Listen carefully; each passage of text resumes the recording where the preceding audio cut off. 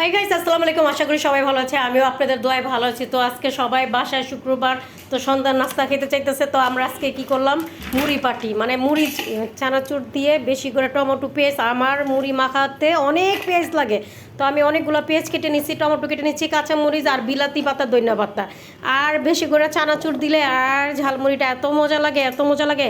কিন্তু বিশ্বাস করবেন, আজকের ঝালমুড়িটা এত মজা লাগছে, মনে হয় সবাই একসাথে খাইলে একসাথে বসে তাইলেই মনে হয় মজা লাগে। তো আজকে ঝালমুড়িটা সত্যিই খুবই মজার ছিল, তাই ভাবলাম যে আপনাদের সাথে শেয়ার করি। তারপরে বেশি করে সরিষার তেল দিয়ে, তারপর লবণ দিয়ে শরীরের যত শক্তি আছে এগুলোর একদম মাখে নিচ্ছি, মেখে তারপরে চানাচুর দিয়ে। আর চানাচুরটা কোনটা খাবেন জানেন, রুচি ঝাল চানাচুরটা খেলে ঝালমুড়িটা এত মজা হয়। সরি, ঝালমুড়ি না, মুড়ি ঝাল, আচ্ছা যাই হোক, ঝালমুড়ি মানে বাসায় আমরা মুড়ি চানাচুর মাখাইছি, এটাকেই ঝালমুড়ি বলে হয়েছে। দেখেন আমি এখানে বেশি করে চানাচুর দিয়ে অল্প একটু মুড়ি দিয়ে তারপর সুন্দর করে মাখা নিয়েছি। বিশ্বাস করবেন না, এত মজা হয়েছে, মনে হয় আমার জীবনের ফার্স্ট, মানে আজকেই মুড়ি মাখাটা এত মজা হয়েছে, সবাই খেয়ে খুবই মজা হয়েছে। আর আমার একটু চানাচুর বেশি লাগে, একটু পেঁয়াজ বেশি লাগে, আর একটু তেলও বেশি লাগে, এগুলো সব কিছু ঠিক থাকলে সত্যি কথা অনেক মজা, অনেক মজা। তো সবাই মিলে আজকে বাসায় সবাই, তো এই জন্য বলছে যে জাল মুড়ি মাখাও, মুড়ি মাখাইলে সবাই মজা লাগবে। তাই যে কথা সে কাজ,